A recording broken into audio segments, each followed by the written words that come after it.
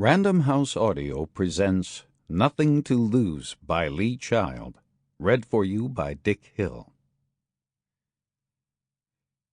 The sun was only half as hot as he had known sun to be, but it was hot enough to keep him confused and dizzy. He was very weak. He had not eaten for 72 hours, or taken water for 48. Not weak. He was dying, and he knew it. The images in his mind showed things drifting away. A rowboat caught in a river current, straining against a rotted rope, pulling, tugging, breaking free. His viewpoint was that of a small boy in the boat, sitting low, staring back helplessly at the bank as the dock grew smaller. Or an airship swinging gently on a breeze, somehow breaking free of its mast, floating up and away. Slowly, the boy inside seeing tiny, urgent figures on the ground, waving, staring, their faces tilted upward in concern. Then the images faded, because now words seemed more important than pictures, which was absurd, because he had never been interested in words before. But before he died, he wanted to know which words were his, which applied to him. Was he a man or a boy? He had been described both ways. Be a man, some had said. Others had been insistent. The boy's not to blame. He was old enough to vote and kill and die, which made him a man. He was too young to drink, even beer, which made him a boy. Was he brave or a coward? He had been called both things. He had been called unhinged, disturbed, deranged, unbalanced, delusional, traumatized, all of which he understood and accepted, except unhinged. Was he supposed to be hinged? Like a door? Maybe people were doors. Maybe things passed through them. Maybe they banged in the wind. He considered the question for a long moment, and then he batted the air in frustration. He was babbling like a teenager in love with weed, which is exactly all he had been a year and a half before. He fell to his knees. The sand was only half as hot as he had known sand to be, but it was hot enough to ease his chill. He fell face down, exhausted, finally spent. He knew as certainly as he had ever known anything that if he closed his eyes he would never open them again. But he was very tired. So very, very tired. More tired than a man or a boy had ever been. He closed his eyes. The line between hope and despair was exactly that, a line in the road, formed where one town's black top finished and the other's started. Hope's highway department had used thick, dark asphalt rolled smooth.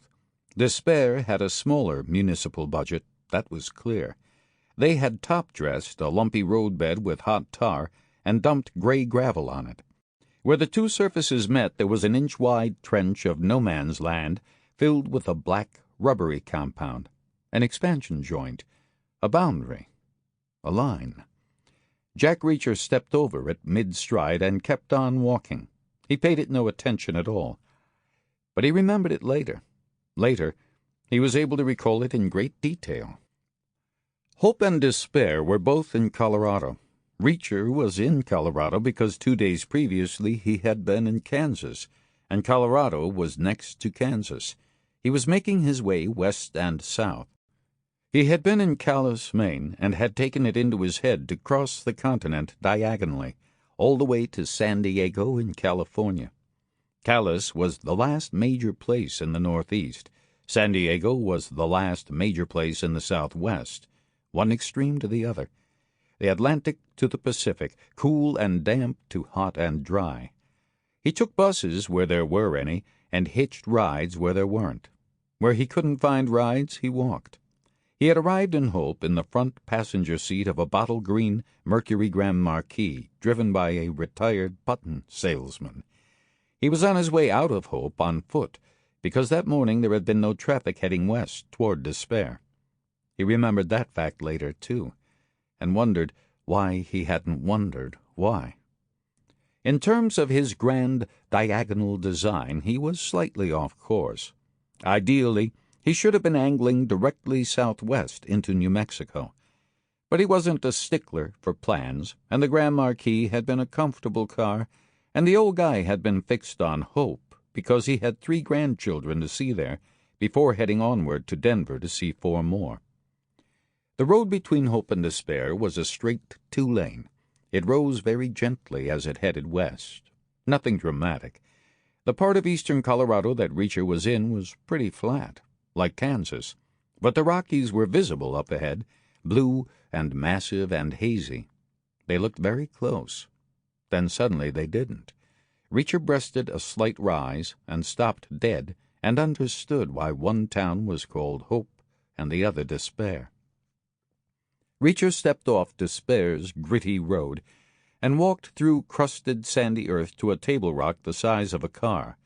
He levered himself up and lay down with his hands behind his head and stared up at the pale blue sky. Back when he smoked, he might have lit a cigarette to pass the time, but he didn't smoke anymore. Smoking implied carrying at least a pack and a book of matches, and Reacher had long ago quit carrying things he didn't need. There was nothing in his pockets except paper money and an expired passport and an ATM card and a clipped-together toothbrush.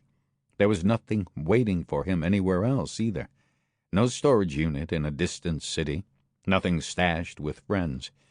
He owned the things in his pockets and the clothes on his back and the shoes on his feet. That was all, and that was enough. Everything he needed and nothing he didn't. He got to his feet and stood on tiptoe, high on the rock. Despair was harder to see than Hope. The haze was thicker in the west. The place looked larger than Hope had been, and teardrop-shaped, with a conventional plains downtown mostly south of the main drag, and then a wider zone of activity beyond it, maybe industrial in nature, hence the smog. Despair looked less pleasant than Hope. Cold where Hope had looked warm, gray where Hope had been mellow. It looked unwelcoming. For a brief moment, Reacher considered backtracking and striking out south from Hope itself, getting back on course. But he dismissed the thought even before it had fully formed. Reacher hated turning back. He liked to press on, dead ahead, whatever. Everyone's life needed an organizing principle, and relentless forward motion was Reacher's. Despair's downtown area began with a vacant lot where something had been planned maybe 20 years before but never built. Then came an old motor court, shuttered, maybe permanently abandoned. Across the street and 50 yards west was a gas station. 2 pumps, both of them old, and a small hut in back with a grimy window full of quarts of oil arrayed in a pyramid. Reacher crossed the apron and stuck his head in the door. There was a guy behind a counter, in worn blue overalls stained black with dirt. He was about 30 and lean. "Got coffee?" Reacher asked him.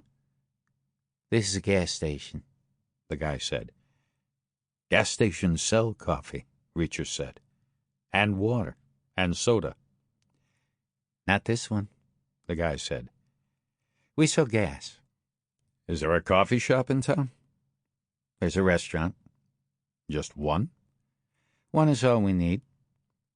Reacher ducked back out to the daylight and kept on walking.